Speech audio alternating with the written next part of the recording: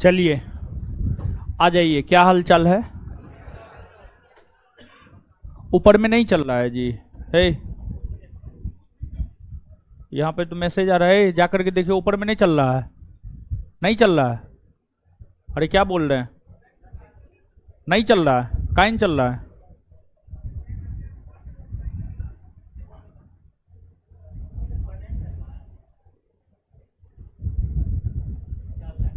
चल रहा है?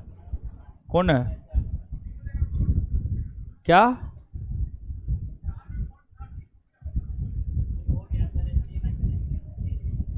ले लिया? हाँ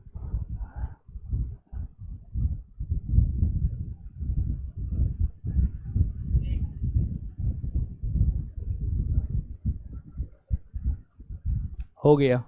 चलिए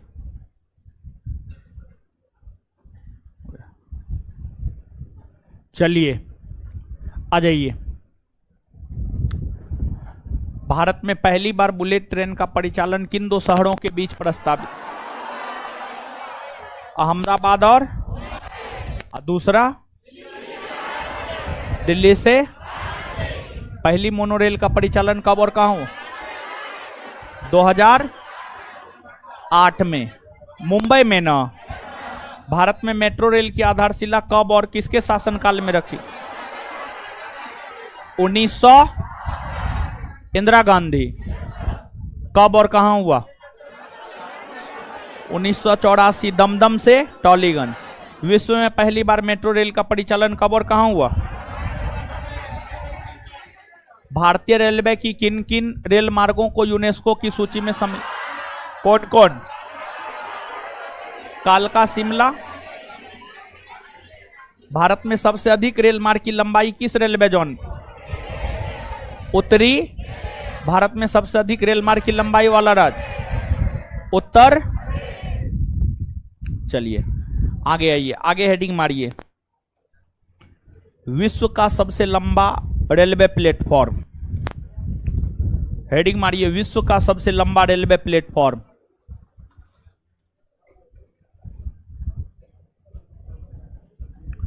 विश्व का सबसे लंबा रेलवे प्लेटफॉर्म। विश्व का सबसे लंबा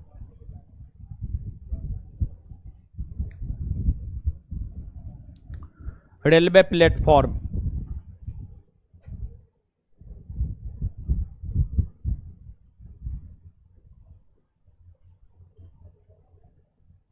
विश्व का सबसे लंबा रेलवे प्लेटफॉर्म।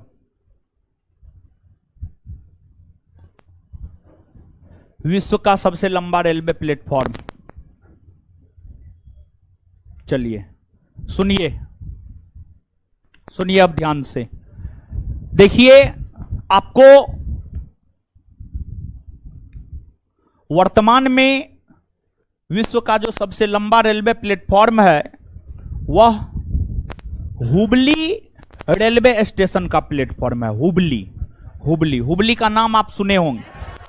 दक्षिणी पश्चिमी रेलवे का मुख्यालय हुबली। दक्षिणी पश्चिमी रेलवे का मुख्यालय हुबली कर्नाटक में पड़ता है। कहां पड़ता है? कर्नाटक में। तो कर्नाटक में जो हुबली पड़ता है, इस हुबली रेलवे स्टेशन का जो प्लेटफॉर्म है वर्तमान में विश्व का सबसे लंबा रेलवे प्लेटफॉर्म है। इसका उद्घाटन मार्च 2023 में, यही अभी 2023 चल रहा है, मार्च 2023 में हमारे प्रधानमंत्री श्री मोदी जी के द्वारा किया गया था। प्रधानमंत्री श्री मोदी जी के द्वारा किया गया था। और इससे पहले विश्व का जो सबसे लंबा रेलवे प्लेटफॉर्म हुआ करता था वह उत्तर प्रदेश का गोरखपुर, उत्तर प्रदेश का गोरखपुर रेलवे स्टेशन का प्लेटफॉर्म विश्व का सबसे लंबा रेलवे प्लेटफॉर्म हुआ करता था। उसकी लंबाई 1366 मीटर थी, 1366 मीटर थी। लेकिन जो हुबली रेलवे स्टेशन का प्लेटफॉर्म बन गया है लगभग में 1507 मीटर, 1507 मीटर, 1507 मीटर, यानी 1.5 किलोमीटर से भी अधिक रेलवे प्लेटफॉर्म की लंबाई है, हुबली रेलवे प्लेटफॉर्म की लंबाई है। समझ गए? तो कुछ विद्यार्थी को कंफ्यूजन हो रहा होगा कि गोरखपुर, तो हमने आपको बताया कि मार्च 2023 में हमारे मोदी जी ने इसका उद्घाटन किया। यह नया नया बना है, इससे पहले गोरखपुर ही हुआ करता था, इससे पहले गोरखपुर ही हुआ करता था, लेकिन वर्तमान का आंकड़ा जो है हुबली को जाता है। समझ गए? तो याद रखिएगा, डैश देकर लिखिए, डैश देकर लिखिए, लिखिए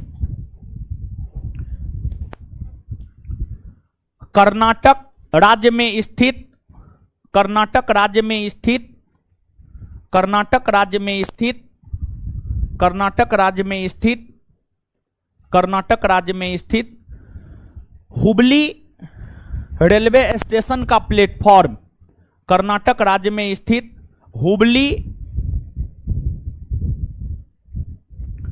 कर्नाटक राज्य में स्थित हुबली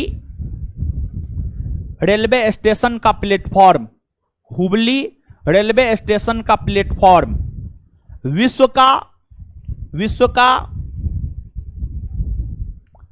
सबसे बड़ा प्लेटफॉर्म है, विश्व का सबसे लंबा प्लेटफॉर्म है, सॉरी, विश्व का सबसे लंबा प्लेटफॉर्म है, विश्व का सबसे लंबा प्लेटफॉर्म है, विश्व का सबसे लंबा प्लेटफॉर्म है, विश्व का सबसे लंबा प्लेटफॉर्म है, जिसकी लंबाई लगभग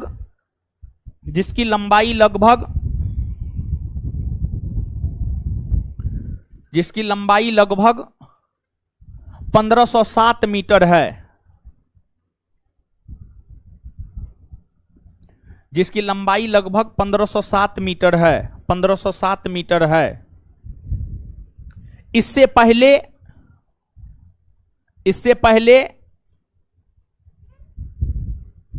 पहले कर्नाटक राज्य का, सॉरी उत्तर प्रदेश राज्य का, सॉरी, इससे पहले उत्तर प्रदेश राज्य का, इससे पहले उत्तर प्रदेश राज्य का गोरखपुर रेलवे स्टेशन का प्लेटफॉर्म, इससे पहले उत्तर प्रदेश राज्य का, इससे पहले उत्तर प्रदेश राज्य का गोरखपुर रेलवे स्टेशन का प्लेटफॉर्म, रेलवे स्टेशन का प्लेटफॉर्म सबसे लंबा हुआ करता था, सबसे लंबा हुआ करता था, जिसकी लंबाई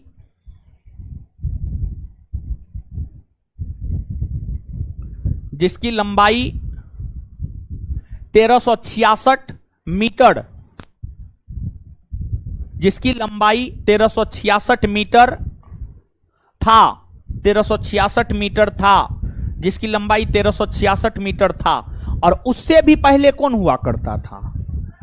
खड़गपुर। उससे भी पहले, खैर उतना पीछे जाने की जरूरत नहीं है, सिर्फ ये दो को याद रखिएगा। खड़गपुर पश्चिम बंगाल में पड़ता है। कहां पड़ता है? पश्चिम बंगाल। ठीक है, चलिए अब इसके बाद जो है आपको एक प्रश्न पूछा जाता है, भारत की सबसे तेज गति से चलने वाली ट्रेन कौन है? भारत की सबसे तेज गति से चलने वाली ट्रेन कौन है? तो नीचे से हेडिंग मारिए, भारत की सबसे तेज गति से चलने वाली ट्रेन, भारत की सबसे तेज गति से चलने वाली ट्रेन,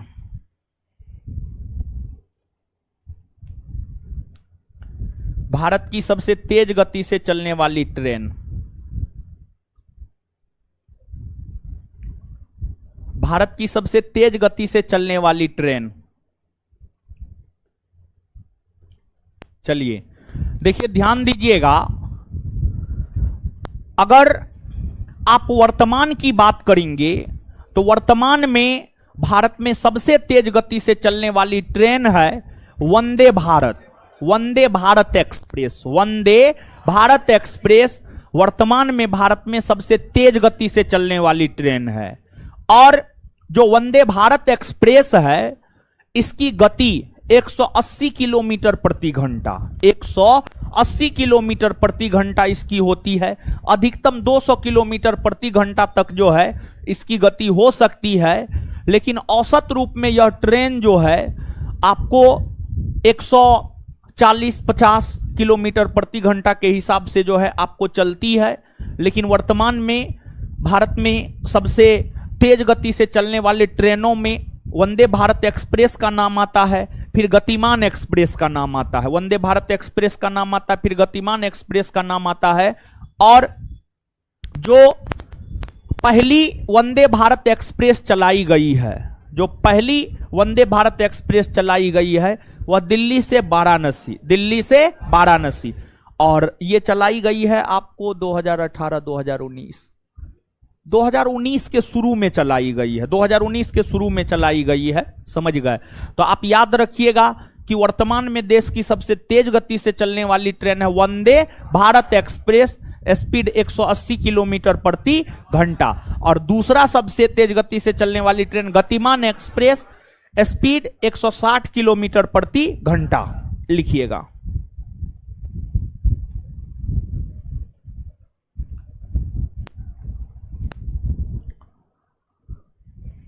भारत की सबसे तेज गति से चलने वाली ट्रेन डैश देकर, वर्तमान में भारत की सबसे तेज गति से चलने वाली ट्रेन वंदे भारत एक्सप्रेस है। वर्तमान में भारत की सबसे तेज गति से चलने वाली ट्रेन वर्तमान में भारत की सबसे तेज गति से चलने वाली ट्रेन वर्तमान में भारत की सबसे तेज गति से चलने वाली ट्रेन वंदे भारत एक्सप्रेस है, वंदे भारत एक्सप्रेस है, वंदे भारत एक्सप्रेस है, वंदे भारत एक्सप्रेस है, जिसकी गति 180 किलोमीटर प्रति घंटा होती है। Full stop. भारत की पहली वंदे भारत एक्सप्रेस, भारत की पहली Vande Bharat express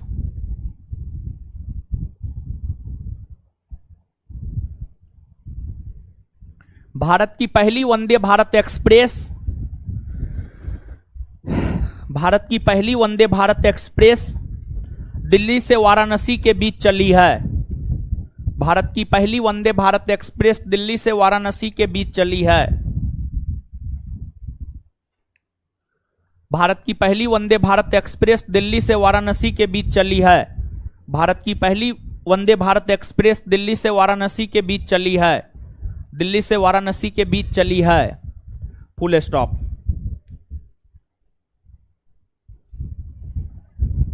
full stop. Bharat की दूसरी सबसे तेज गति से चलने वाली ट्रेन, उसी में कंटिन्यू, भारत की दूसरी सबसे तेज गति से चलने वाली ट्रेन, भारत की दूसरी सबसे तेज गति से चलने वाली ट्रेन गतिमान एक्सप्रेस है। भारत की दूसरी सबसे तेज गति से चलने वाली ट्रेन गतिमान एक्सप्रेस है। भारत की दूसरी सबसे तेज गति से चलने वाली ट्रेन गतिमान एक्सप्रेस है। भारत की दूसरी सबसे तेज गति से चलने वाली ट्रेन गतिमान एक्सप्रेस है, जिसकी गति 160 किलोमीटर प्रति घंटा तक होती है। जिसकी गति 160 किलोमीटर प्रति घंटा तक होती है। जिसकी गति 160 किलोमीटर प्रति घंटा तक होती है। जिसकी गति 160 किलोमीटर प्रति घंटा तक होती है। चलिए अब आगे समझिएगा, देखिए ध्यान दीजिएगा। एक प्रश्न पूछा जाता है, देश का पहला रेलवे स्टेशन जो पूर्णतः महिलाओं द्वारा संचालित होता हो, वहां पर हर काम महिला के द्वारा ही किया जाता है। वहां की स्टेशन मास्टर महिला, वहां की गार्ड महिला, वहां हर काम महिलाओं के द्वारा किया जाता है। कौन रेलवे स्टेशन है? देखिए, यह जो है महिला सशक्तिकरण के दिशा में भारत सरकार का एक बड़ी अहम पहल है और इसे सभी ने सराहा है। वैश्विक जगत में यूनेस्को हो या विश्व की अन्य संस्थाएं हो, सभी संस्थाओं ने भारत सरकार के इस पहल को सराहा है। देखिए, आपको राजस्थान में जयपुर है। जयपुर बड़ा शहर है, पिंक सिटी कहा जाता है, गुलाबी शहर कहा जाता है। और जयपुर में एक रेलवे स्टेशन है, जयपुर शहर में एक रेलवे स्टेशन है। और आप सब लोग जानते हैं भारतीय रेलवे जोन को जो है टोटल 18 भाग में विभाजित किया गया है। उसमें उत्तरी पश्चिमी रेलवे का मुख्यालय जयपुर में है। जयपुर में एक रेलवे स्टेशन है, जयपुर में एक रेलवे स्टेशन है, उसका नाम है गांधीनगर रेलवे स्टेशन। जयपुर में एक रेलवे स्टेशन है, उसका नाम है गांधीनगर रेलवे स्टेशन। और जयपुर का जो गांधीनगर रेलवे स्टेशन है, यह फरवरी 2018 में, जयपुर के गांधीनगर रेलवे स्टेशन फरवरी 2018 में पूर्णतः महिलाओं द्वारा संचालित होने वाला भारत का प्रथम रेलवे स्टेशन बना। पूर्णतः 100%, 100%। यानी उस रेलवे स्टेशन पर सभी काम, चाहे छोटा काम हो बड़ा काम हो, हर काम महिलाओं के द्वारा ही किया जाता है। और जयपुर के गांधीनगर रेलवे स्टेशन को यह ओहदा प्राप्त हुआ, जो है आपको यह ओहदा प्राप्त हुआ आपको फरवरी 2018 में। ठीक है, तो नीचे से लिखिएगा, नीचे से लिखिएगा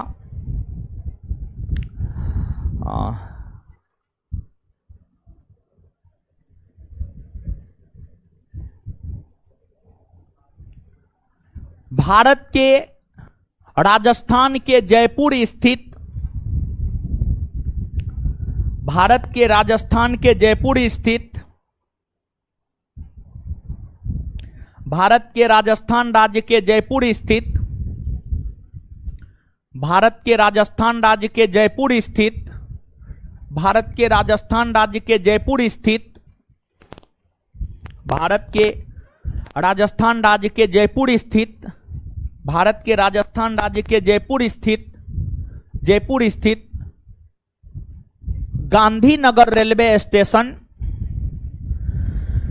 Gandhinagar railway station, Gandhinagar railway station, Gandhinagar railway station, Gandhinagar railway station फरवरी 2018 में, फरवरी 2018 में, फरवरी 2018 में, फरवरी 2018 में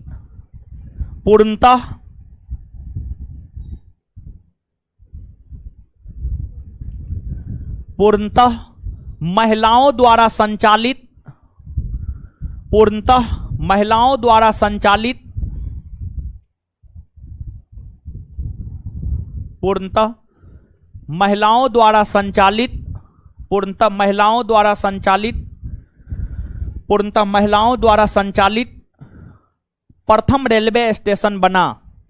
पूर्णतः महिलाओं द्वारा संचालित प्रथम रेलवे स्टेशन बना।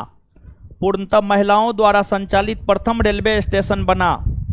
पूर्णतः महिलाओं द्वारा संचालित प्रथम रेलवे स्टेशन बना।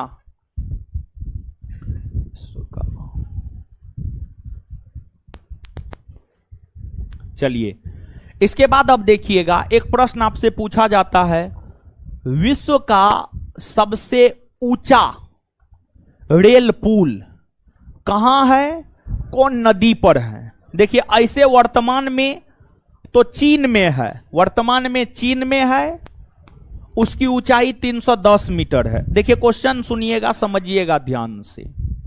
वर्तमान में विश्व का सबसे ऊंचा रेलवे पुल, वर्तमान में विश्व का सबसे ऊंचा रेलवे पुल, वर्तमान में विश्व का सबसे ऊंचा रेलवे पुल है चीन में, जिसकी ऊंचाई है 310 मीटर। लेकिन ध्यान दीजिएगा, भारत के जम्मू कश्मीर राज्य में चिनाव नदी पर, भारत के जम्मू कश्मीर राज्य में चिनाव नदी पर एक रेल पुल का निर्माण होने जा रहा है, जिसकी ऊंचाई 359 मीटर है, 359 मीटर है। और चीन में जो रेल पुल है उसकी ऊंचाई 310 मीटर है।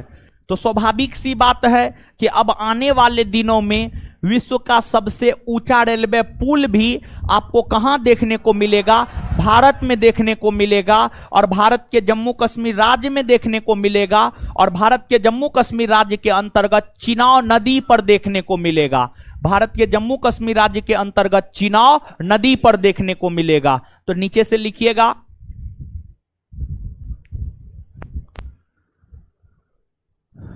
भारत में, भारत के जम्मू कश्मीर राज्य में, भारत के जम्मू कश्मीर राज्य में, भारत के जम्मू कश्मीर राज्य में, भारत के जम्मू कश्मीर राज्य में भारत के जम्मू कश्मीर राज्य में,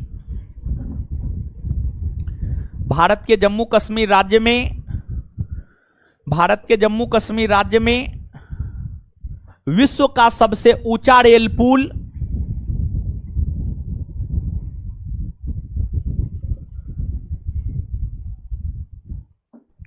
विश्व का सबसे ऊंचा रेल पुल भारत के जम्मू कश्मीर राज्य में विश्व का सबसे ऊंचा रेल पुल, विश्व का सबसे ऊंचा रेल पुल चिनाव नदी पर, चिनाव नदी पर, चिनाव नदी पर बनाया जा रहा है, जिसकी ऊंचाई, जिसकी ऊंचाई, जिसकी ऊंचाई 359 मीटर है, जिसकी ऊंचाई 359 मीटर है। यह पेरिस स्थित एफिल टावर से भी 35 मीटर अधिक ऊंचा है। यह पेरिस स्थित, यह पेरिस स्थित, पेरिस, पेरिस जानते हैं ना, फ्रांस की राजधानी कहां? पेरिस, पेरिस, पेरिस में एफिल टावर है ना जी। हाँ, यह पेरिस स्थित एफिल टावर से भी 35 मीटर अधिक ऊंचा है। यह पेरिस स्थित एफिल टावर से भी 35 मीटर ऊंचा है। यह पेरिस स्थित एफिल टावर से भी 35 मीटर ऊंचा है। यह पेरिस स्थित एफिल टावर से भी 35 मीटर ऊंचा है, 35 मीटर ऊंचा है, 35 मीटर ऊंचा है। Full stop, full stop. अब एक चीज पूछा जाता है, जैसे आप सब लोग जानते हैं भारत में पहली मेट्रो रेल सेवा की शुरुआत कोलकाता में हुई 1984 में, दमदम से टॉलीगंज के बीच हुई, हाँ या ना? अब जो है देखिए, ये मेट्रो तो ठीक है, लेकिन जानते हैं अब under water metro, under water metro सब की भी शुरुआत भारत में हो गई है। यानी पानी के भीतर मेट्रो भी चलाया जा रहा, पानी के भीतर भी मेट्रो अब चलाया जा रहा है। अब सिर्फ जमीन के भीतर ट्रेन या मेट्रो नहीं चलाया जा रहा है, अब पानी के भीतर भी मेट्रो चलाया जा रहा है। मतलब समुद्री भाग में भी अब मेट्रो चलाया जा रहा है। आप स्वयं सोचिए कि दिन प्रतिदिन जो है टेक्नोलॉजी कितना ज्यादा डेवलप हो रहा है कि पानी के भीतर जो है अब आपको मेट्रो चलाया जाने लगा है। और देश में, देश का यानी भारत का जो पहला जल मेट्रो परियोजना है वह कोच्चि जल मेट्रो परियोजना, कोच्चि जल मेट्रो परियोजना भारत का पहला जल मेट्रो परियोजना है, जिसकी आधारशिला 2016 में रखी गई थी। 2016 में मोदी जी के शासनकाल में रखी गई थी। और मोदी जी के समय जो है रेलवे का भले ही बजट जो है, रेल बजट जो है, रेल बजट जो है आपको रेल बजट को आम बजट में शामिल, रेल बजट सबके विषय में बताएं, नहीं बताएं? आय तोड़ी का, रेलवे पढ़ा दिए, अभी पढ़ा क्या रहे? और रेलवे ये पढ़ा रहे और खत्म नहीं हुआ। आय तोड़ी। अच्छा अच्छा, ठीक है ठीक है ठीक है ठीक है, पहले इस पॉइंट को लिख लीजिए, फिर रेल बजट के विषय में चर्चा कर देते हैं। ठीक है, लिखिएगा थोड़ा सा। और रेलवे ही पढ़ा रहे हैं। आय तोड़ी, दिल दिमाग काम नहीं करता है ना। लिखिए लिखिए लिखिए लिखिए। भारत की प्रथम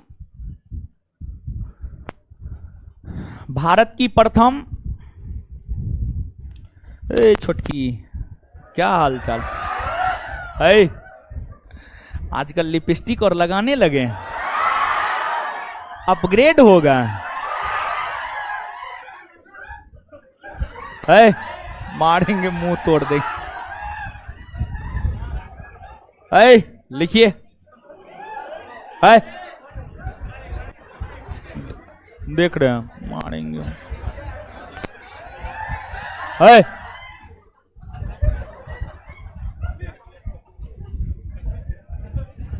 क्या हुआ? है, क्या हुआ जी? ठीक है,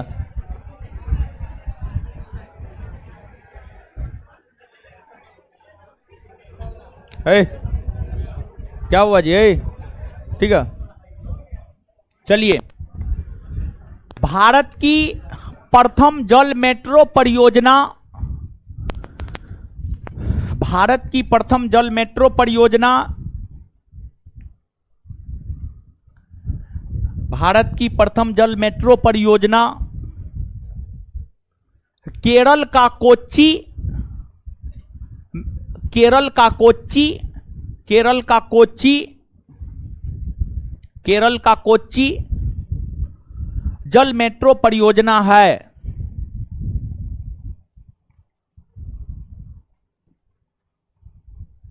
केरल का कोच्चि जल मेट्रो परियोजना है। केरल का कोच्चि जल मेट्रो परियोजना है। चलिए आइए सुनिए, थोड़ा सा ध्यान दीजिएगा।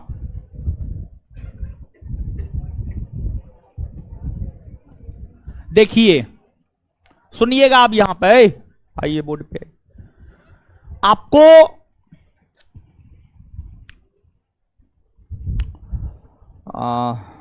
आपको भारत में बजट, भारत में बजट, भारत में बजट पेश होना शुरू हुआ 1860 ईस्वी से। भारत में बजट पेश होना शुरू हुआ कब से? तो 1860 से।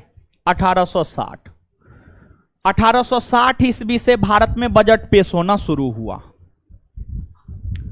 शुरू में सब बजट एक साथ पेश होता था, आम बजट, रेल बजट, वित्त बजट, सब बजट एक साथ पेश होता था, जिसको आम बजट कहा जाता था। 1860 ईस्वी से लेकर 1923 ईस्वी तक, 1860 ईस्वी से लेकर 1923 ईस्वी तक सभी विभाग के लिए सिर्फ एक बजट पेश होता था, जिसे आम बजट कहा जाता था। सभी विभाग के लिए, वित्त विभाग हो, रेल विभाग हो, शिक्षा विभाग हो, कृषि विभाग हो, रक्षा विभाग हो, हर विभाग के लिए सिर्फ एक बजट पेश होता था, जिसे आम बजट कहा जाता था। आम बजट कहा जाता था।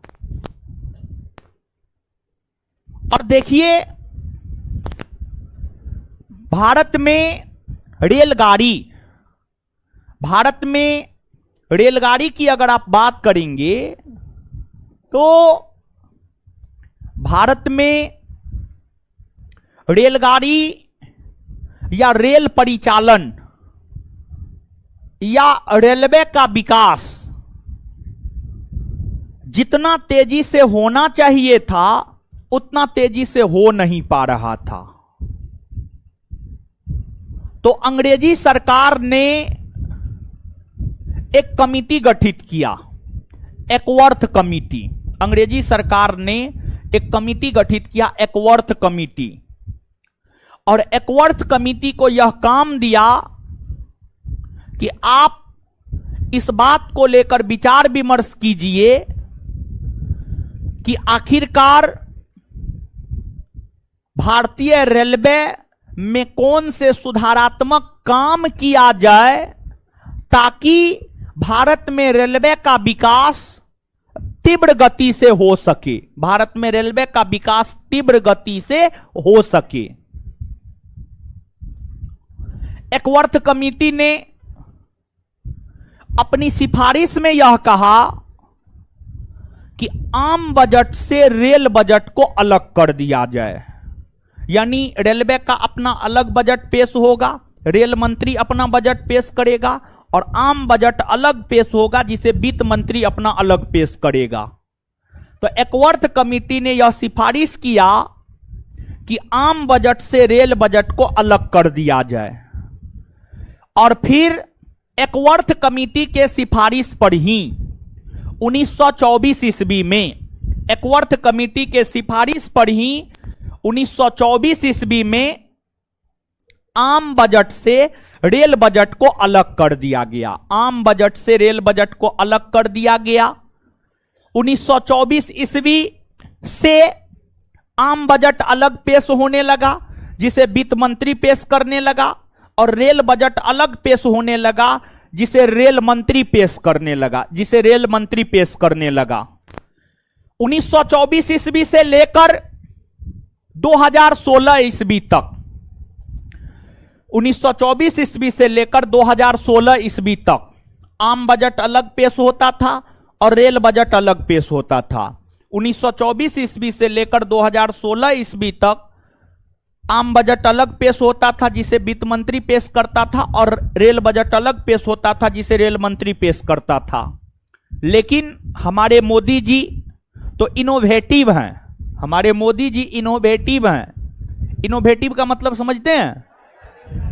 इनोवेटिव का मतलब होता है नया नया विचार लाने वाला, नया नया खोज करने वाला, नए नए चीजों को लागू करने वाला, यानी लागू करके देखे कि सही है कि गलत है। जैसे मोहम्मद बिन तुगलक राजधानी परिवर्तित करके देखा कि सही है कि गलत है, सांकेतिक मुद्रा का प्रचलन करके देखा कि सही है कि गलत है, कराची और खुरासान का अभियान करके देखा कि सही है कि गलत है, समझ गए। दोआब क्षेत्र में कर वृद्धि करके देखा कि सही है कि गलत है, सब योजना बेचारा का असफल हो गया। उसको भारतीय इतिहास में बुद्धिमान मूर्ख कहा जाता है, भारतीय इतिहास में बुद्धिमान मूर्ख कहा जाता, यानी बुद्धिमान भी कहा जाता, मूर्ख भी कहा जाता, दोनों एक साथ कहा जाता है। तो बड़ी एक्सपेरिमेंट करता था वो। उसी प्रकार से हमारे मोदी जी भी बहुत सारे एक्सपेरिमेंट किए हैं। तो आपको केंद्र की मोदी सरकार ने विवेक देवराय समिति को यह काम दिया कि ऐसा कीजिए ना, देखिए तो दोनों को मर्ज करके देखिए ना क्या होता है। तो विवेक देवराय कमेटी को कहा मर्ज कर दीजिए। अब मोदी जी का इशारा था तो मोदी जी का इशारा यानी जाया थोड़े जा सकता है।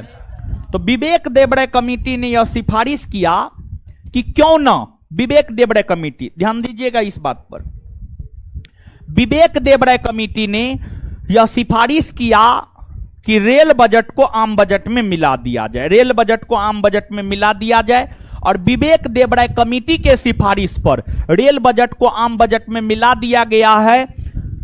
और अब रेल बजट अलग से पेश नहीं होता है, बल्कि अब आम बजट जो वित्त मंत्री के द्वारा पेश किया जाता है, वित्त मंत्री ही आम बजट पेश करते हुए रेल बजट को भी पेश करने का काम करती है। यानी पहले जो व्यवस्था था कि आम बजट अलग पेश होगा और वित्त बजट अलग पेश होगा, अब उस व्यवस्था को समाप्त कर दिया गया है। अब रेल बजट आम बजट दोनों एक साथ पेश होता है, जो वित्त मंत्री के द्वारा ही पेश किया जाता है।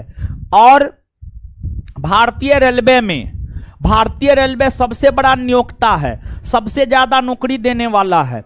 भारतीय रेलवे में अप्रॉक्स में 3 लाख के आसपास पद खाली है, 3 लाख। और वैकेंसी आएगा, अगस्त है नहीं, सितंबर अक्टूबर नवंबर सब में वैकेंसी आएगा, निश्चित तौर पर रेलवे का वैकेंसी आएगा, समझ गए। तो अब ध्यान दीजिएगा, यहां पर एक बात जानिए आप कि आपसे क्या क्या पूछा जाता है। आपसे पूछा जाता है किस कमिटी के सिफारिश पर आम बजट से रेल बजट को अलग किया गया? आंसर हो जाएगा एकवर्थ कमिटी। फिर एक दूसरा प्रश्न पूछा जाता है, किस कमिटी के सिफारिश पर रेल बजट को आम बजट में मिलाया गया? तो आंसर हो जाएगा विवेक देबराय कमिटी। एक प्रश्न यह पूछा जाता है, रेल बजट को आम बजट से अलग कब किया गया? तो 1924। एक प्रश्न पूछा जाता है, रेल बजट को आम बजट में मिलाया कब गया? 2017। 2016 में सिफारिश हुआ और 2017 से यह लागू हो गया। 2017 से लागू हो गया, तो 2017 क्या होगा आंसर? 2000। समझ में आ रहा है? ये चारों फैक्ट आप निश्चित तौर पर याद रखिएगा। नीचे से स्टार मार के लिखिएगा। एकवर्थ कमिटी ने यह सिफारिश किया कि, एकवर्थ लिखना होगा, अच्छा लिख देते हैं।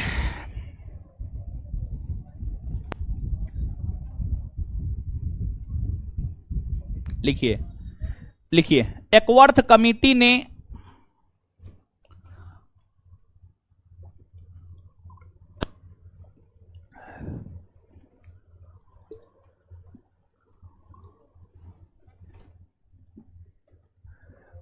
एकवर्थ कमिटी ने सिफारिश किया कि, एकवर्थ कमिटी ने सिफारिश किया कि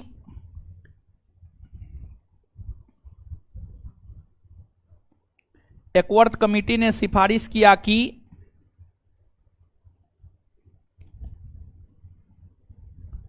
एकवर्थ कमिटी ने सिफारिश किया कि एकवर्थ कमिटी ने सिफारिश किया कि आम बजट से रेल बजट को अलग कर दिया जाए।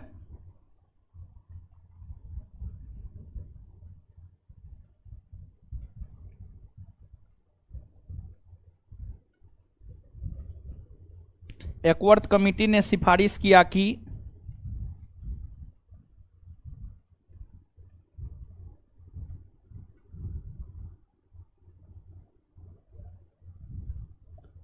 एकवर्थ कमिटी ने सिफारिश किया कि आम बजट से रेल बजट को अलग कर दिया जाए।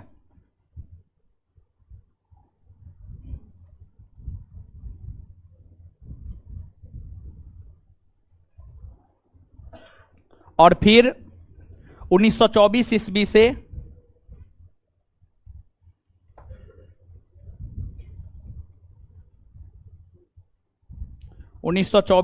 से रेल बजट और आम बजट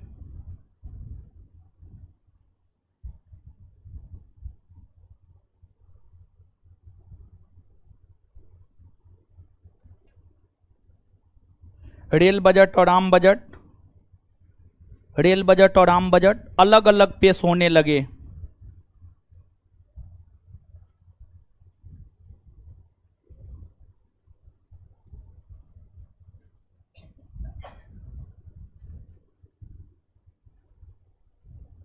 रेल बजट और आम बजट अलग अलग पेश होने लगे। रेल बजट और आम बजट अलग अलग पेश होने लगे। रेल बजट और आम बजट अलग अलग पेश होने लगे। आगे स्टार मार के लिखिएगा। विवेक देबराय कमेटी के सिफारिश पर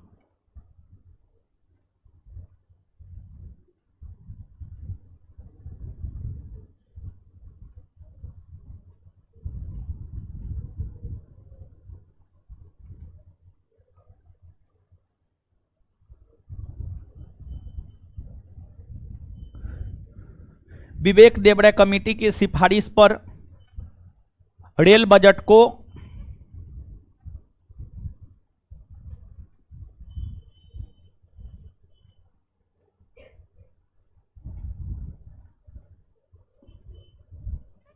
विवेक देबराय कमेटी के सिफारिश पर विवेक देबराय कमेटी के सिफारिश पर रेल बजट को आम बजट में 2017 ईस्वी से मिला दिया गया।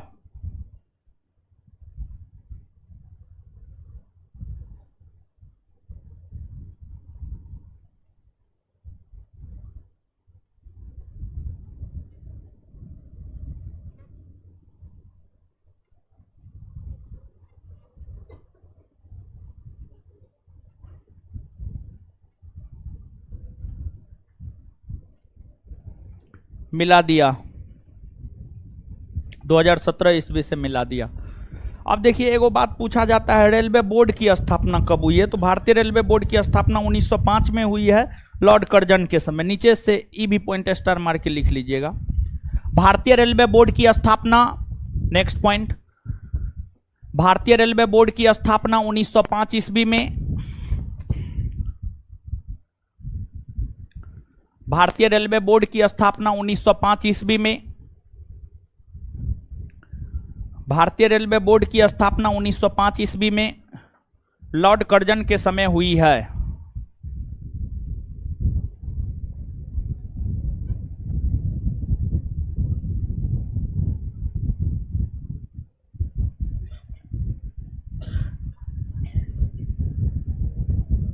भारतीय रेलवे बोर्ड की स्थापना 1905 ईस्वी में। भारतीय रेलवे बोर्ड की स्थापना 1905 ईस्वी में। भारतीय रेलवे बोर्ड की स्थापना 1905 ईस्वी में लॉर्ड कर्जन के समय हुई है। एगो स्टेटमेंट बोलते हैं, परीक्षा का पूछा हुआ है स्टेटमेंट। अब कौन परीक्षा का पूछा हुआ है हमको ध्यान में ना है, लेकिन पूर्णतः हमको याद भी ना है, ठीक है, ध्यान से एकदम उतर रहा है। इतिहास में ऐसे ही बात पढ़ाते हैं, मॉडर्न पढ़ाते हैं, मॉडर्न आधुनिक भारत का इतिहास पढ़ाते हैं, तो वहां पर ये बात बताते हैं। देखिए भारत में अंग्रेज ध्यान से उतर रहा है, आधा सीधा याद है, समझे? अरे चलिए इतिहास पढ़िएगा, वही जानिएगा, छोड़िए यहां। चलिए अब सुनिए, हल्ला नहीं, शांत रही। देखिए आप थीम आधारित रेल, थीम आधारित रेल, हेडिंग मारिएगा, थीम आधारित रेल, थीम आधारित रेल, थीम आधारित rail, theme theme theme theme नहीं समझ रहे हैं, हे भगवान। थीम आधारित रेल,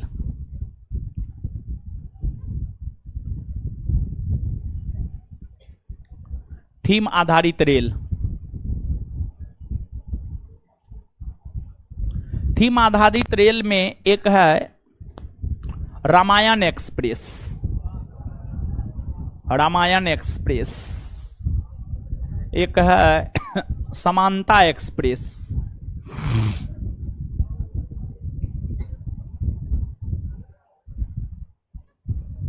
समानता एक्सप्रेस, एक है राम सेतु एक्सप्रेस, राम सेतु एक्सप्रेस। इसको आप समझिएगा, ठीक है, इसको आप समझिएगा ध्यान से। देखिए आपको ये सब थीम आधारित रेलगाड़ी है। रामायण एक्सप्रेस भगवान श्री राम के जीवन से जुड़े जितने भी स्थल है, चाहे वो अयोध्या हो या रामेश्वरम हो या भगवान राम के जीवन से जुड़ा हुआ अन्य सभी स्थल, अन्य कोई भी स्थल, भगवान राम के जीवन से जुड़े सभी स्थलों के भ्रमण को लेकर भारत सरकार ने रामायण एक्सप्रेस चलाया है। इसके बाद दूसरा है समानता एक्सप्रेस। देखिए डॉक्टर भीमराव अंबेडकर जो कि दलित समाज से आते थे, वे हर संभव ये प्रयास किए कि देश में सभी वर्गों के बीच समानता स्थापित हो। डॉक्टर भीमराव अंबेडकर की स्मृति में भारत सरकार ने समानता एक्सप्रेस चलाया है।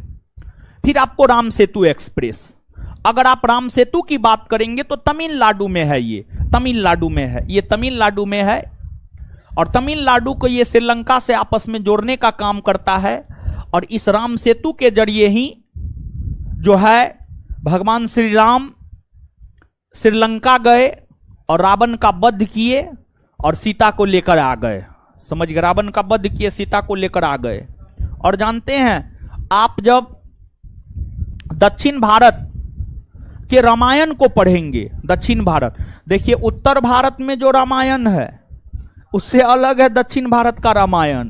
उत्तर भारत में रामायण में जो कहानी है, देखिए कहानी दोनों में राम और रावण की ही है।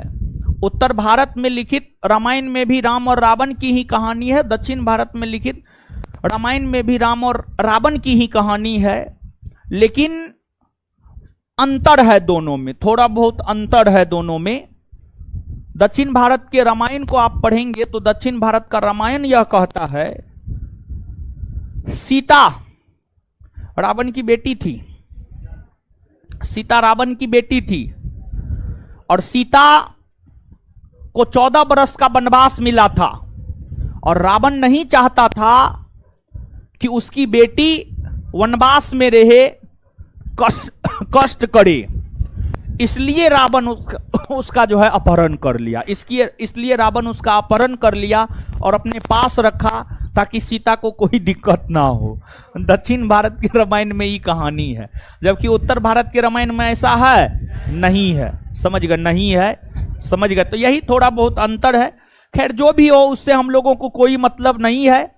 तो जो राम सेतु एक्सप्रेस है, अगर आप बात राम सेतु एक्सप्रेस की करेंगे तो जो राम सेतु एक्सप्रेस है, तमिलनाडु के जो मंदिर सब है, तमिलनाडु की जो संस्कृतियां है, तमिलनाडु में जो मंदिर निर्माण की कला है, तमिलनाडु के प्रमुख मंदिरों, तमिलनाडु के प्रमुख मंदिरों के भ्रमण को लेकर राम सेतु एक्सप्रेस जो है आपको चलाया गया है। और देखिए आज का हमारा क्या टेक्नोलॉजी है, हम लोग का टेक्नोलॉजी पहले ज्यादा विकसित था। समझ गए, पहले ज्यादा विकसित था। आप देखिए ना, एक बार ओम नमः स्वाहा भस्म हो जाता था आदमी, हाथ से, ईश्वर के हाथ से जो है अग्नि की उत्पत्ति होती थी, मंत्र से अग्नि की उत्पत्ति होती थी, मंत्र से ब्रह्मास्त्र आ जाता था हाथ में। समझ गए, तो पहले का टेक्नोलॉजी कितना ज्यादा था, बताइए कितना ऊपर था।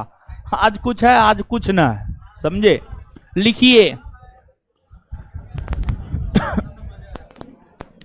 थीम आधारित ट्रेन में 1 नंबर में रामायण एक्सप्रेस, 1 नंबर में रामायण एक्सप्रेस डैश देकर भगवान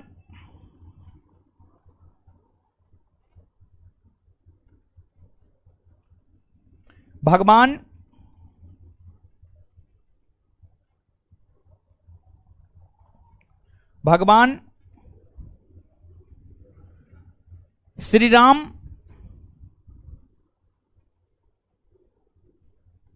के जीवन से जुड़े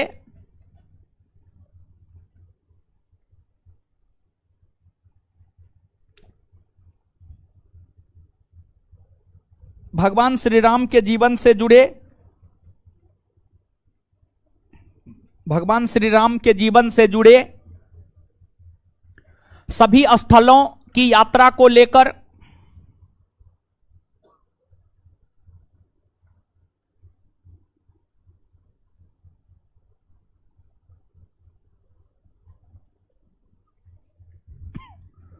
भगवान श्री राम के जीवन से जुड़े स्थलों की यात्रा को लेकर रामायण एक्सप्रेस चलाया गया है।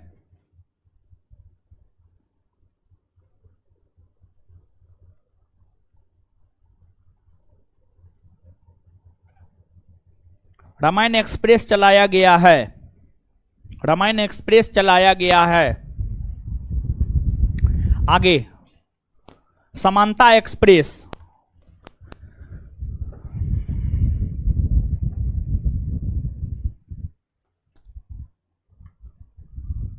समानता एक्सप्रेस, समानता एक्सप्रेस डॉक्टर भीमराव अंबेडकर की स्मृति में डॉक्टर भीमराव अंबेडकर की स्मृति में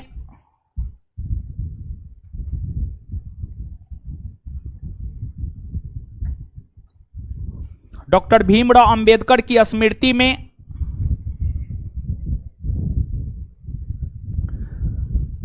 समानता एक्सप्रेस चलाया गया है। डॉक्टर भीमराव अंबेडकर की स्मृति में समानता एक्सप्रेस चलाया गया है। Next point, next point, Ram Setu express, Ram Setu express, Ram Setu express, Ram Setu express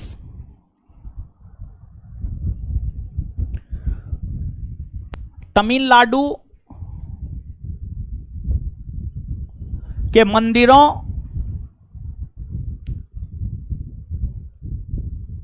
Tamil Nadu के मंदिरों और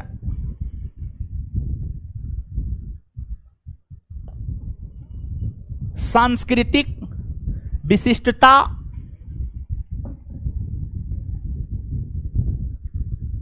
सांस्कृतिक विशिष्टता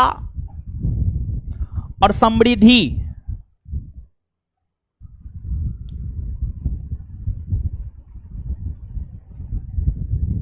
के भ्रमण हेतु के भ्रमण हेतु के भ्रमण हेतु के भ्रमण हेतु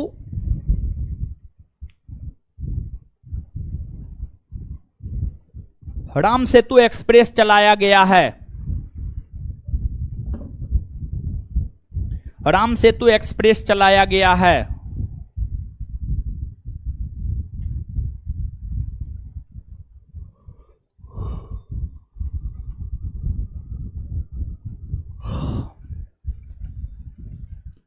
और आगे सुनिएगा, एक प्रश्न आपसे पूछा जाता है कि रेल दुर्घटना, रेल दुर्घटना भारतीय रेलवे के अंतर्गत आए दिनों रेल दुर्घटना आपको निश्चित तौर पर सुनने को देखने को मिलता है। जैसे हाल फिलहाल में ओडिशा में बालासोर रेल दुर्घटना हुआ है। और जब बालासोर रेल दुर्घटना हुआ तो फिर रेल मंत्री अश्विनी वैष्णव से इस्तीफा की मांग विपक्षी पार्टी के लोग करने लगे और नैतिकता के आधार पर उन्हें इस्तीफा देना भी चाहिए, क्योंकि रेल मंत्री हैं तो सारी जिम्मेवारी उनकी होती है, सारी जिम्मेवारी उनकी होती है।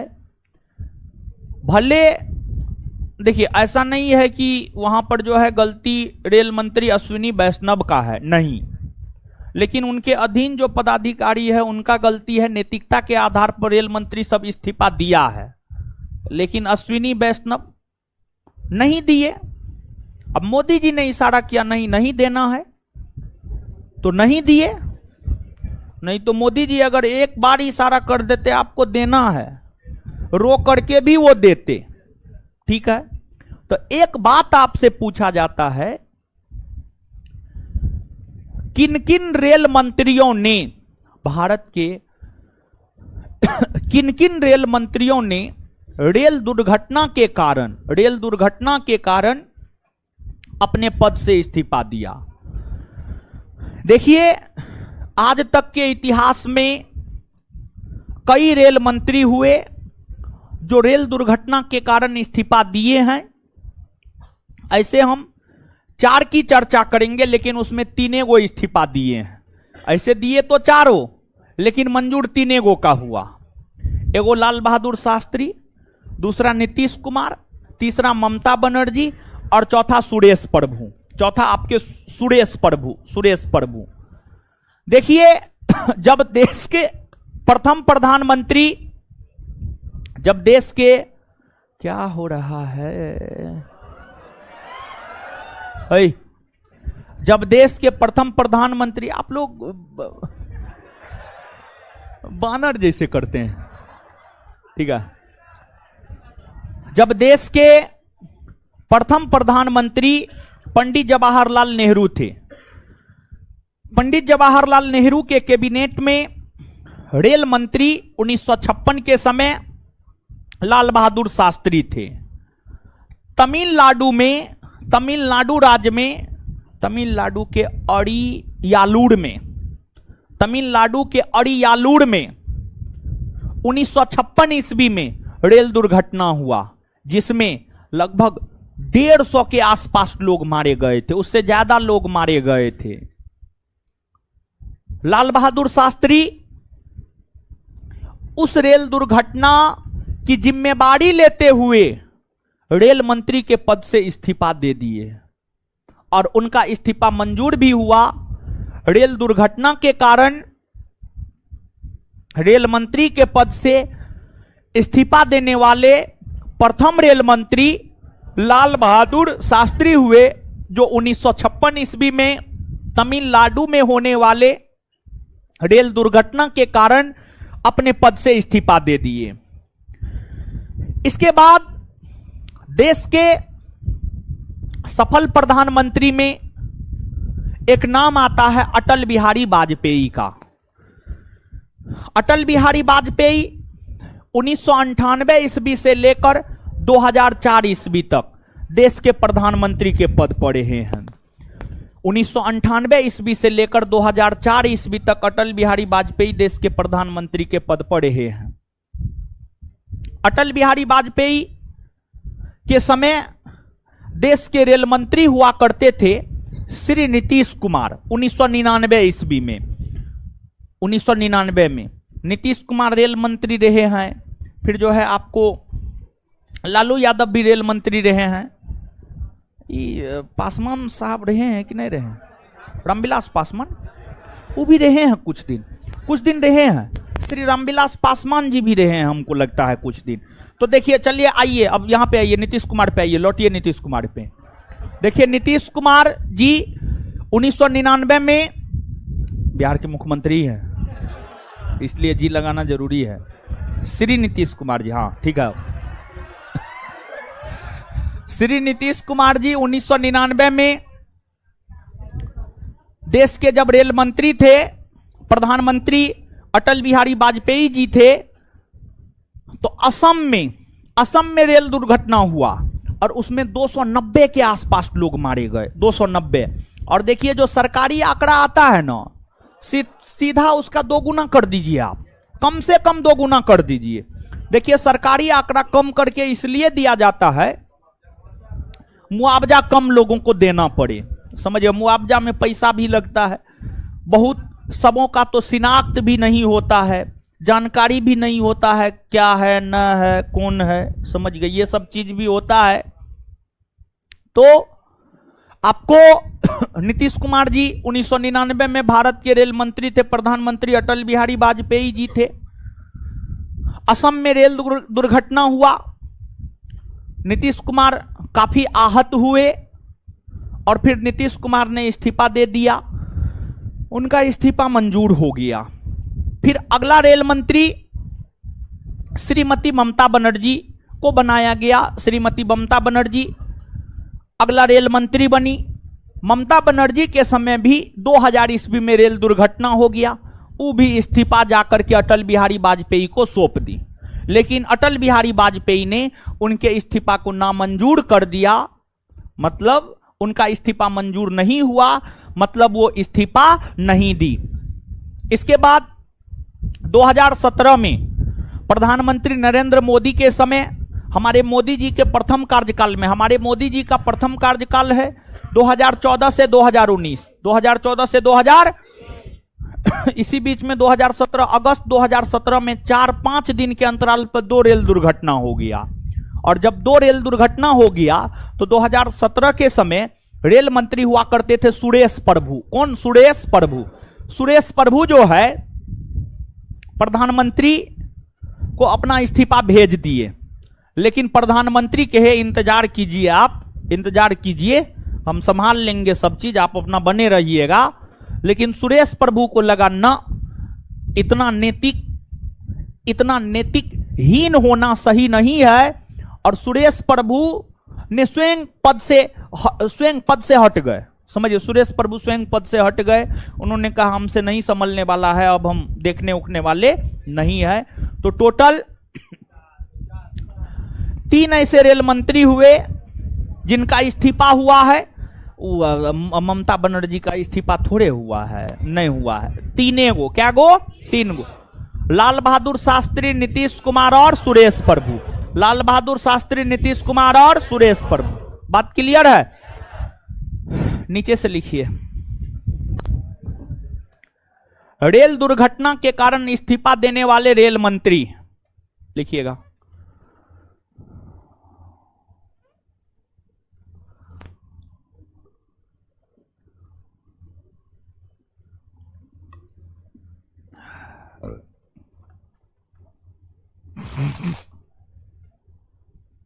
लिखिएगा, रेल दुर्घटना के कारण इस्तीफा देने वाले रेल मंत्री।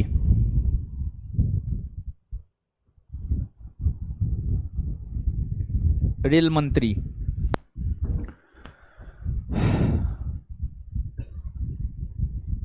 लिखिए, लिखिए डैश देकर। रेल दुर्घटना के कारण इस्तीफा देने वाले भारत के प्रथम रेल मंत्री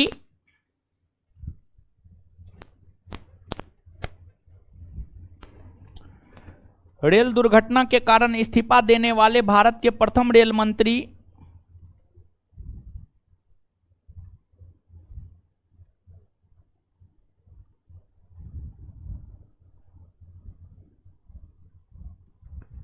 रेल दुर्घटना के कारण इस्तीफा देने वाले भारत के प्रथम रेल मंत्री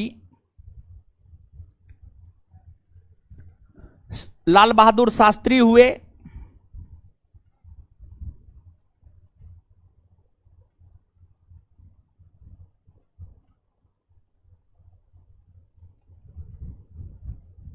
लाल बहादुर शास्त्री हुए जो 1956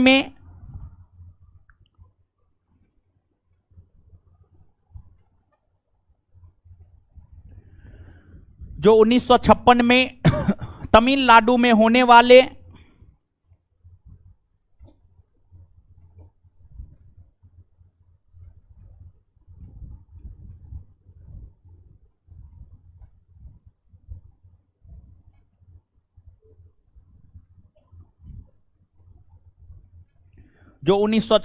तमिलनाडु में होने वाले रेल दुर्घटना के कारण अपने पद से त्यागपत्र दिए।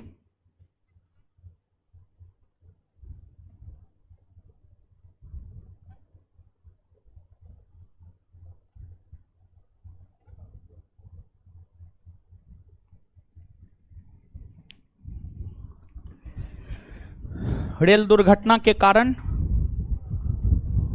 अपना त्यागपत्र दिए। आगे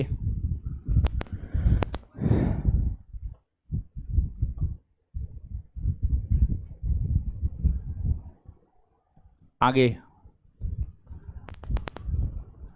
1999 ईस्वी में असम में रेल दुर्घटना हुआ। 1999 ईस्वी में असम में रेल दुर्घटना हुआ।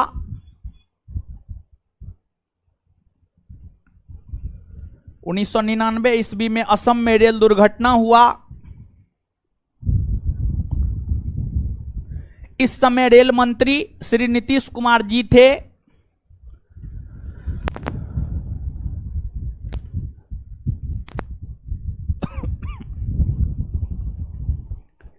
इस समय रेल मंत्री श्री नीतीश कुमार जी थे जो नैतिकता के आधार पर जो नैतिकता के आधार पर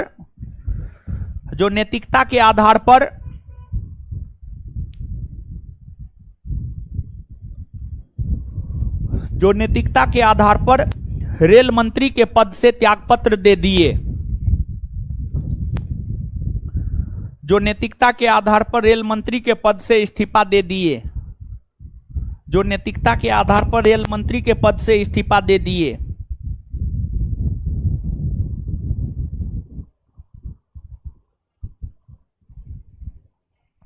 आगे आगे लिखिएगा।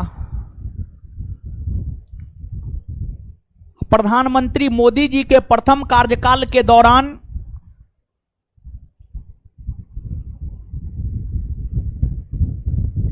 प्रधानमंत्री मोदी जी के प्रथम कार्यकाल के दौरान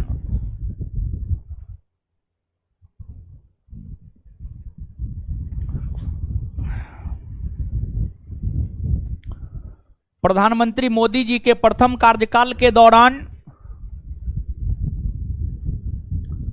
अगस्त 2017 में रेल दुर्घटना के कारण अगस्त 2017 में रेल दुर्घटना के कारण अगस्त 2017 में रेल दुर्घटना के कारण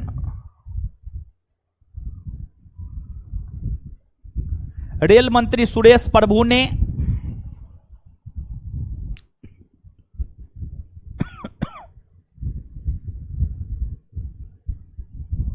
रेल मंत्री सुरेश प्रभु ने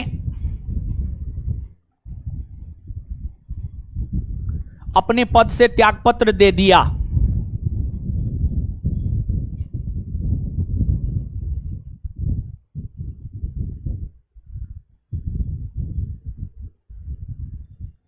अपने पद से त्यागपत्र दे दिया।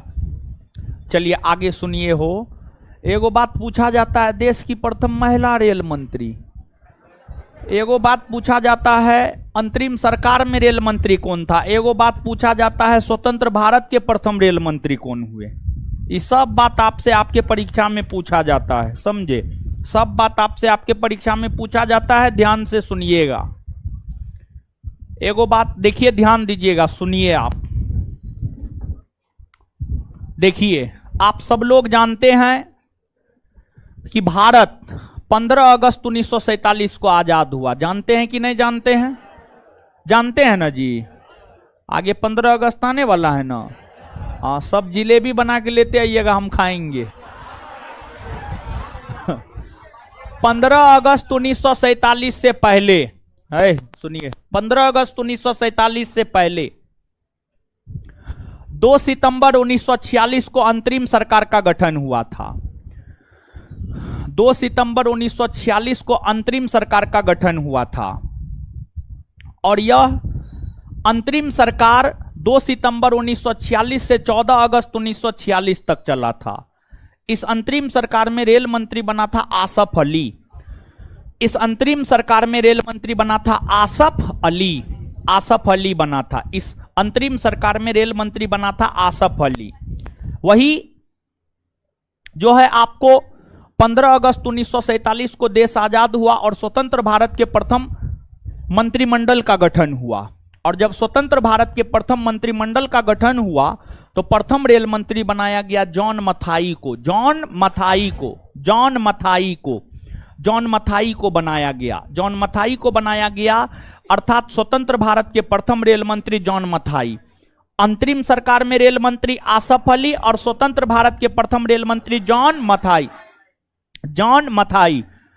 और देखिए, देश की जो प्रथम महिला रेल मंत्री बनी है श्रीमती ममता बनर्जी ही बनी है। श्रीमती ममता बनर्जी ही बनी है। ममता बनर्जी ही देश की प्रथम महिला रेल मंत्री है। नीचे से स्टार मार के पॉइंट वाइज लिखिएगा, तीनों पॉइंट, तीनों इंपोर्टेंट है, पूछा जाता है, लिखिए।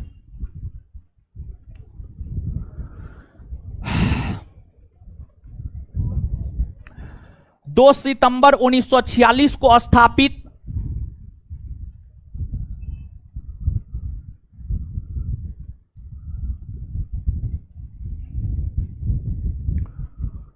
2 सितंबर 1946 को स्थापित अंतरिम सरकार में रेल मंत्री 2 सितंबर 1946 को स्थापित अंतरिम सरकार में रेल मंत्री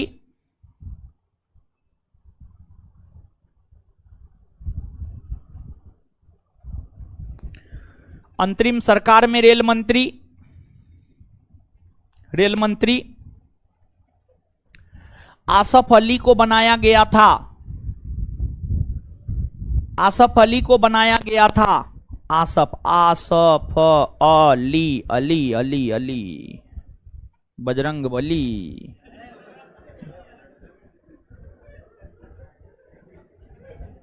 आसफ अली को बनाया गया था।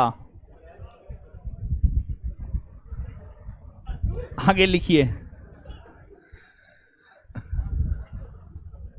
स्वतंत्र भारत के प्रथम रेल मंत्री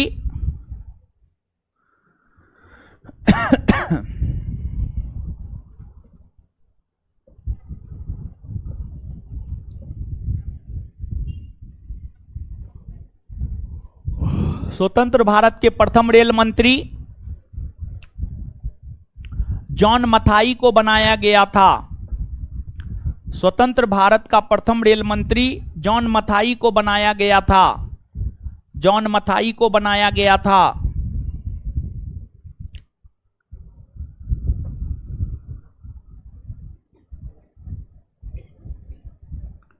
जॉन मथाई को बनाया गया था। आगे, भारत की प्रथम महिला रेल मंत्री सुश्री ममता बनर्जी बनी है। हंस काहे रहे हैं आप लोग? देखिए, एगो बात जान जाइए, इंटरव्यू और में जाइएगा ना तो नेता सबका नाम लीजिएगा श्री या माननीय, और महिला नेत्री का नाम लीजिएगा सुश्री। समझ गए? सम्मान के साथ नाम लेना है, नहीं तो इंटरव्यू में मार कर जाएगा। सीधा कहिएगा नीतीश कुमार, समझ जाएगा ये रिस्पेक्ट नहीं करता है नीतीश कुमार का। जैसे आप बोलिएगा श्री नीतीश कुमार जी, माननीय नीतीश कुमार जी, तो लगेगा कि हाँ ना है। क्या हुआ उधर? क्या हो रहा है? आए? क्या हो रहा है लड़का हो? पलटू राम है तोरी है ना। मुख्यमंत्री अब मारेंगे, मुंह तोड़ देंगे। भारत की पहली महिला रेल मंत्री ममता बनर्जी बनी है। सुश्री ममता बनर्जी बनी है। श्रीमती ममता बनर्जी, सुश्री ममता बनर्जी। शादी नहीं की है वो। मायावती भी शादी नहीं की है। मोदी जी ने शादी की है, लेकिन रखे ना। चलिए सुनिए, अब क्या करना है? पढ़ना है तुरंत, 1 मिनट में पढ़िए। ऊपर वाले टांग तोड़ देंगे जो ऊपर से नीचे उतरे। हम पढ़िए पढ़िए, पढ़ने बोले हैं। जो ऊपर से नीचे उतरेगा उसको रोक के रखिएगा तो उसका टांग तोड़ेंगे आज हम। सब अकबकाने लगता है। ऊपर से जो नीचे उतरेगा उसको पकड़ के रखिए। पढ़ने बोले हैं, पढ़िए, याद करवाना है, याद करके जाना है। पढ़िए जल्दी, जितना पढ़ा है पढ़िए जल्दी, जितना पढ़ा है जल्दी पढ़िए। पढ़ने बोले हैं।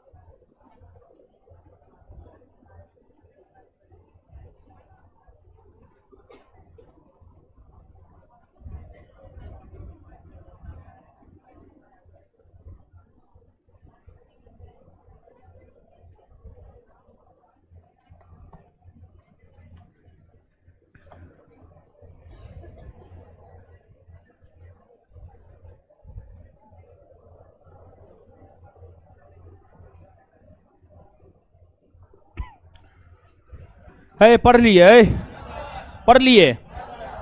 चलिए आइए याद करते हैं, आइए दीजिए कॉपी दीजिए ना। है आ गए।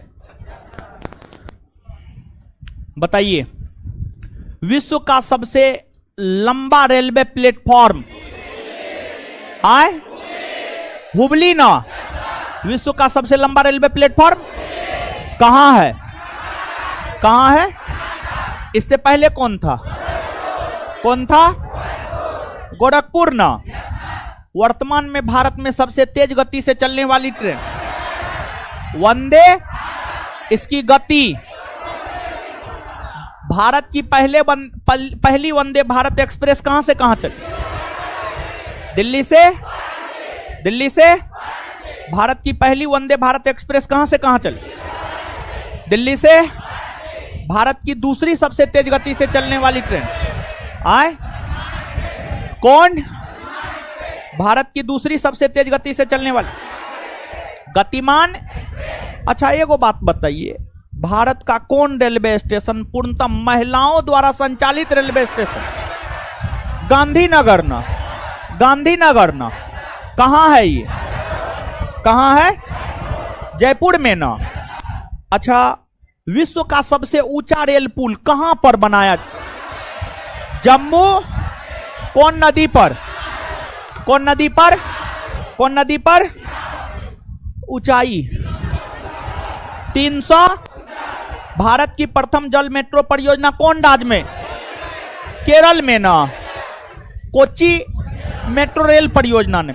भारत की प्रथम जल मेट्रो परियोजना केरल का कोच्चि जल मेट्रो परियोजना। भारत की प्रथम जल मेट्रो परियोजना। अच्छा कौन कमेटी के सिफारिश पर आम बजट से रेल बजट को अलग किया? आए एकवर्थ कब? 1900। कौन कमेटी के सिफारिश पर रेल बजट को आम बजट में मिलाया गया? विवेक। कब मिलाया गया? 2000। अच्छा भारतीय रेलवे बोर्ड की स्थापना कब हुई? 1900। भारतीय रेलवे बोर्ड की स्थापना कब हुई? 1900। भगवान राम के जीवन से जुड़े स्थलों की यात्रा को लेकर कौन ट्रेन चलाएगा? कौन ट्रेन? रामायण ना। डॉक्टर भीमराव अंबेडकर की तमिलनाडु के मंदिरों के भ्रमण को ले आए। अच्छा रेल दुर्घटना के कारण इस्तीफा देने वाले प्रथम रेल मंत्री लाल बहादुर। दूसरे तीसरे सुरेश। अंतरिम सरकार में रेल मंत्री कौन बने? अंतरिम सरकार में रेल मंत्री। अंतरिम सरकार में स्वतंत्र भारत के प्रथम रेल मंत्री।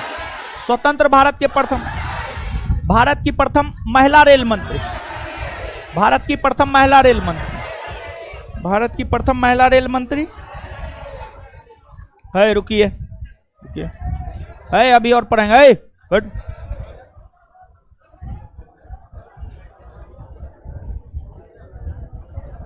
हाँ हाँ सुनिए, हाँ सुनिए, हाँ सुनिए, एगो बात याद आया, जरूरी है। देखिए जितना भी बात बता रहे सब करंट के संदर्भ में बता रहे। देखिए ध्यान दीजिएगा, आप सब लोग जानते हैं। बैठिए ना, अभी पढ़ाएंगे, पढ़ाएंगे, बैठिए बैठिए, अभी पढ़ाएंगे, बैठिए। देखिए आपको जो है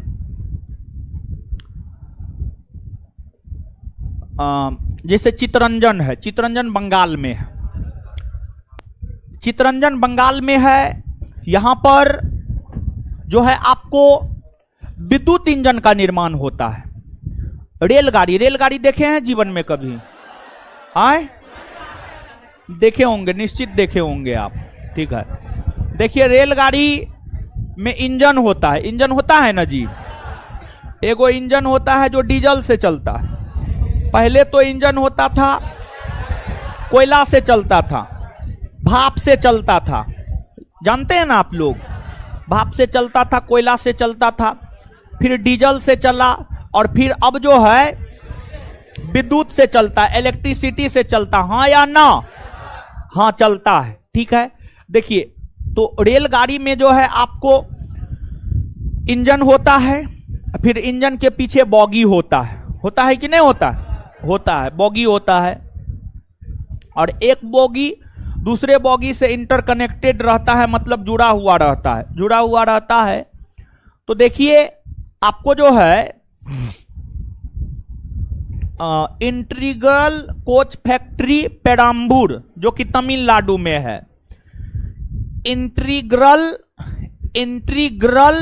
कोच फैक्ट्री पेराम्बूर जो कि तमिलनाडु में है, जिसकी स्थापना 1986 में हुई है। यह पूरे विश्व में सबसे ज्यादा सवारी डिब्बा मतलब वह डिब्बा जिसमें मानव सवार होकर के जाता है, समझ रहे हैं ना? अरे जिसमें आप बैठ करके जाते हैं, जिस कोच में आप बैठ करके जाते हैं, वही हुआ सवारी डिब्बा। पूरे विश्व में वर्तमान में पूरे विश्व में सबसे बड़ा कोच फैक्ट्री, मतलब सबसे ज्यादा सवारी डिब्बा का निर्माण करने वाला, सबसे ज्यादा सवारी डिब्बा का निर्माण करने वाला कोच फैक्ट्री बन गया है तमिलनाडु के पेराम्बूर में स्थित इंटीग्रल कोच फैक्ट्री। पहले चीन जो है सवारी डिब्बा के उत्पादन में पहला स्थान पर हुआ करता था, लेकिन इंटीग्रल कोच फैक्ट्री जो तमिलनाडु के पेराम्बूर में है, यह विश्व का सबसे बड़ा कोच फैक्ट्री आज के डेट में बन गया है। सबसे ज्यादा कोच का निर्माण आज के डेट में भारत के तमिलनाडु राज्य में स्थित इंटीग्रल कोच फैक्ट्री में होता है। और देखिए आपको चित्तरंजन, बंगाल में चित्तरंजन है, बंगाल में चित्तरंजन जो है वहां पर विद्युत इंजन का निर्माण होता है, और 1950 ईस्वी से वहां पर विद्युत इंजन का जो है निर्माण हो रहा है। 1950 ईस्वी से वहां पर विद्युत इंजन का निर्माण हो रहा है।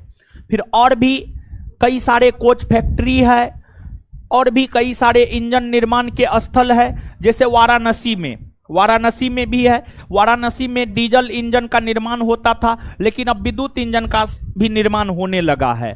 तो नीचे से एक पॉइंट लिखिएगा आप यहां पर, परीक्षा के लिहाज से जो महत्वपूर्ण है। देखिए वो चौहरमल सब है, वो सब देखिए ना, ऊपर से नीचे आ गया है, सीढ़ी पे है। बताइए डर नाम का कोई चीज ना समझे, इस सब का टांग काट लिया जाए, टांग क्या है कि ना, विकलांग बना दिया जाए, जहां बैठेगा वहां बैठले रह जाएगा है। और फिर क्लास कैसे आएगा, ये दिक्कतें है। थोड़ी लिखिए, भारत का सबसे बड़ा कोच फैक्ट्री भारत का सबसे बड़ा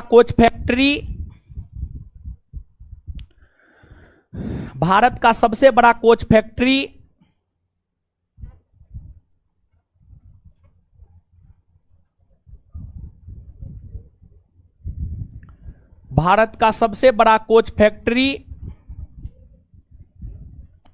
इंटीग्रल, बोर्ड पे लिख रहे हैं, भारत का सबसे बड़ा coach factory integral coach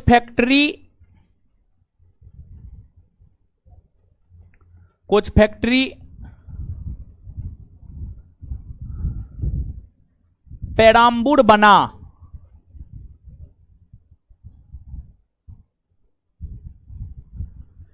integral coach factory Perambur बना,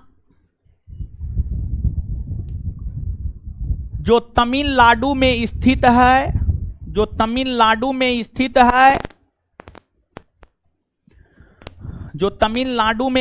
है,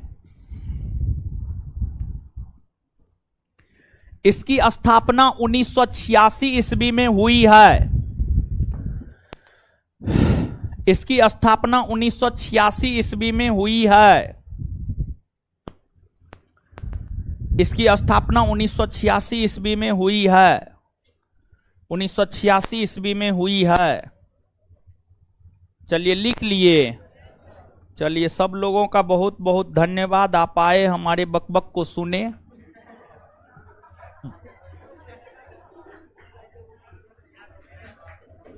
इससे आगे मिलते हैं और निमंत्रण देते हैं कि फिर आइए कल हमारे बकबक को सुन के जाइए। इससे आगे मिलते हैं अगले क्लास में। धन्यवाद।